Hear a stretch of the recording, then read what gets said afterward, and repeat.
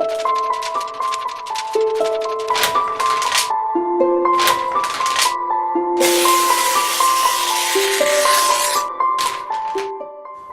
шон, маъруфияту музаффарият ба зудӣ ба даст намеояд. баҳри ба даст овардани он бояд талош кард. вале бузургию қаҳрамонӣ аз хурдсолии ҳар шахс метавонад аён гардад.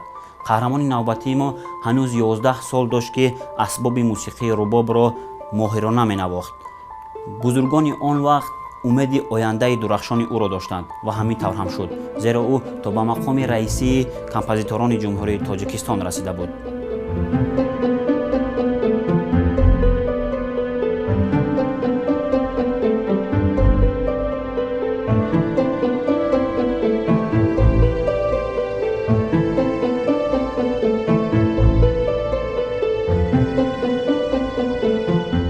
нақшаи осорхонаро ҳамехел хаёл кардем бо маслиҳати устод Абдураҳмон Тошматов. мо нағз медонем ки ҳамин байти зиндаву ҷовид монд ҳар ки накӯ ном зист каз ақибаш зикри хайр зида кунад номро. ҳаминро ба эътибор гирифта ҳамехел кардем ки аз ҳар як расм, аз ҳар як гуфтор, аз ҳар як нигораҳое ки инҷа ҳаст ҳамин ёди устод Демир Дӯстмуҳаммадов биёяд. нақшаи мо ҳамин хел буд ва мо сар кардем ҳамин расмҳоро ҷобуҷо гузоштем ба як тараф. албатта аз бузургворон падару модарашон инҷо расмҳо ҳаст, инҷа хоҳару додаронашон ҳаст, аҳли оилаашон ҳаст ва дар қатори дуюм мо гирифтем Дамири ҷавон дар лабораторияи фанни химия таҷрибаомӯз таҷриба гузаронда истодан. ана аз ҳамон сар кардем. дигар ин тараф бо тартиби хронологӣ сол ба сол калон шуда Дамир Дӯстмуҳаммадов мо то ба дараҷаи ман оҳангсози номӣ раиси композиторони ҷумҳурии Тоҷикистон шуда омадаги ҳамин расмҳоро дар инҷо ҷой додем ва албатта гуфторҳо дар бораи мусиқӣ, дар бораи санъат, дар бораи худи Дамир Дӯстмуҳаммадов дар ҳамин тараф ҷой дода шудааст. Дамир Вохидович Дӯстмуҳаммадов яке аз бастакорони варзида, устоди намоён, арбоби ҳунари ҷумҳурии Тоҷикистон, дорандаи ҷоизаи давлатӣ ба номи Абдуллоҳи Рӯдакӣ ҳастанд. соли мавлудашон 6 августи 1941 дар шаҳри Тошкент. барои чи дар шаҳри Тошкент? вақте ки падарашон коргари сиёсии партиявӣ буданд, он касро ба Тошкент даъват мекунад барои устодӣ тарбия кардан.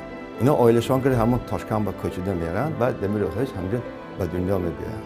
ман Дамир Вохидовичро аз соли 1970 мешиносам, чунки ман баъди хатми консерватории Тошкент соли 1969 тамом кардам. Дамир Вохидович консерватории Москваро соли 1970 хатм карда омадам. бисёр мо дӯст шудем, наздик шудем. ҳатто тӯи хонадоршавишон ман иштирок карда будам. Дамир Вохидович бисёр одами ҳақгӯ буда, серталаб буда. вазифаҳои хеле баланд ё ҳамчун роҳбар вазифадорӣ кардагӣ. яъне кас 2 маротиба директори коллеҷи санъат, яъне омӯзгоҳи мусиқии шаҳри Душанбе, дар вазорати фарҳанг соли 1986 то 1998 раиси иттифоқ композиторон будам. вақте ки ино дар ин вазифа буданд, дар ҳамон вақт фестивал озмуни Бӯстон буд, ҷумҳуриявӣ. мо ҳамин бӯстонҳоба мо тарбия гирифтем, яъне ҳамчун оҳангсоз суруду оҳангон навиштем. шаҳри Ленинобод, яъне шаҳри Хуҷандро пешкаш карда будем. он кас раиси жюри будам, бисёр ҳақгӯ будам. ҳамин суруду оҳангҳои ман он кас ки маъқул шуд ва гуфтанд ки оянда ба дар вилояти Суғ, дар вилояти Ленинободи ҳамон вақта, яъне филиали иттифоқ композиторонро бояд кушоем. шумо яке аз ҷавонҳо ҳастед, барои шуморо мо ба Иванов мефистанем, яъне эҷод. ҳамин каса роҳбаришон ки ман шаҳри Иванова 1986 рафта, яъне асарҳои худро навишта омада оварда нишон додам, асарҳоро қабул кардам ва соли 1990 ман аъзои иттифоқ композиторони иттиҳоди шӯравӣ шудам.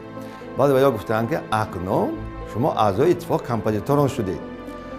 акнун хоҳед менависед, нахоҳед наменависаш, тамом шуд. фақат менависед, мо ба ҳисобот медиҳед. یعنی در پلینوم و در انجمن‌ها ما به ثبات میدید. همین خیلی سرطلب بودن، سخت طلب بودن، ما امروز همین بسته‌کار شده برای خلق عزیزمون خدمتکار ایستادیم. سال 2006 خورشید جان دست محمدов جانی دمیر دست محمدов به من مراجعت کردند که معلم ما باید یک موزه کشاییم برای به خاطر امکم. من گفتم چرا من آیا اجرا کرده میتونم این کارو؟ گفتند که معلم شما از همین دو موزه تجربه دارید و چند نفر شما رو توصیه کردند. بسیار خرسند شدم که گفتم اگر من همین رو اجرا کرده توانم من با جان و دل حرکت میکنم و خوشبختانه طولی قریب 3 ماه از ماه می تا ماه ایول ما در همینجا گفتم که کلکتیوانه کار کردیم. یک من نبودم، کلکتیوانه. یکی از سیماهای خیلی ضروری که اینجا سهم گذاشتن این کس استاد عبدالرحمن تاشمتov شاگردی استاد دمیر دست محمدov بودند که از جهت موسیقی با آثارخوان بسیار سهم خود را گذاشتند. دمیر وقتش از وقت کمتر ناآمدی کرد. برای اون ویا در عمر همین کوتاه با برکت خود خیلی نشان میراثی بزرگی از خود گذاشتن.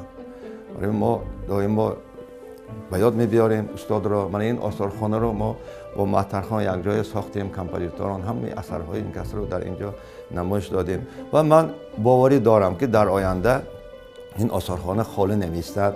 یعنی نورسان، کودکان، مکتبیان آمده به نوبت آمده این آثارخانه رو اشتراک میکنن. اثرهای دمیر وقتش همه دیسکو ها هستند در ثبت، از اون اثرها گوش میکنن. ما درباره دمیر وقتش با درباره اثرهای این کس نقل میکنیم. این کس اپراهای بچگانه رو یکمین کمپوزیتور که اپرای بچگانه در جمهوری تاجیکستان است. برای بسیار میراث بسیار که شمرده ادا کرده نمیشه. چیزی اساسی اینجا نوت‌های سرودهای استاد یا آهنگ‌هایی که استاد اختراع کردن نوشتن در نوت‌ها که این چیزی اساسی که استاد رو با ما معرفی میکنند. این البته به طریق نمونه همش نه، چند نمونه از نوت‌های سرودهای و آهنگ‌های استاد نوشته اینجا گذاشته شده. دمیر واخدیویچ همچون کمپوزیتور نوتکرار بودن. از خود اثرهای اپرا 7 اپرا نوشته. یگان تا کمپوزیتور 7 اپرا نوشته است. من استادان ما شراف‌الدین سیف‌الدین 3 اپرا نوشته، خیلی دیگرها نوشته. اینا هم کاری راهبریت با، هم کاری تشکیلاتی با، هم این بوستان‌ها، هم ایجاد. در یادم پیش نظر آورده نمیتونم که در همین مدتی کاری این کس که وقت یافتن که اثرها نوشتن. یعنی بسیار اثرهای بلند مقام در انجمن‌ها، در چاره‌بینی‌های پیشواز مهمانان، اینا همه اثرها رو همه ژانرها غیر از بالت همه ژانرها با اثر نوشته. یعنی کنسرت‌های سازهای موسیقی و اثرهای خوری، اثرهای سیمفونی. دیرکتور تئاتر اپرا و بالت بود. در همون وقتها بسیار اثرهای بلند مقامی خود را نوشته. سرچشمه همه دانش‌ها، سرچشمه همه بزرگی‌ها این البته کتاب است و یک کتابخانه خیلی با استاد در همین جوان‌ها کتاب‌هایشان جای داشته است. زیر این آینه‌ها انما حجت‌های خودی اون و جایزه‌هایی که گرفتگی، حجت‌هایی که به این کس دهه‌دار گذاشته شده است. همه این چیز اینجا چیزی که در اینجا گذاشته شده است این چیزهای شخصی استاد میباشد. هر یک هنر خودش به طور خود زیبا است. هنرمند بگذار کاری عادی باشد لیکن همین مردم شناسد دانند و ما باوری کامل داریم که نام استاد دمیر دست محمدov مخصوصا امروزها که 10 سالگی موزه ما می رود و 75 سالگی زادروز خود استاد دمیر دست محمدov هست. همه نفرانی که به موسیقی سر و کار دارند، همه آنهایی که در وقتش مخلص دمیر دست محمدov بودند امروز از این روزهای خوش نیز خوشنود هستند و البته در بعض چاره‌بینی‌هایی که در محل‌ها گذرانده می‌شود همه قرصک می‌زنند که صنعت تاجیک صنعت جاویدان است. ملت تاجیک طبیعتاً شاعر بود و صنعتکار بود. این چیز را بسیار بزرگان گفته گذاشتند. نام این انسان عجیب کمپوزیتور با استعداد دمیر دوست محمدov که برای صنعت و موسیقی تاجیک کارهای بزرگ را انجام داده است ابداً در قلب مردم باقی خواهد ماند.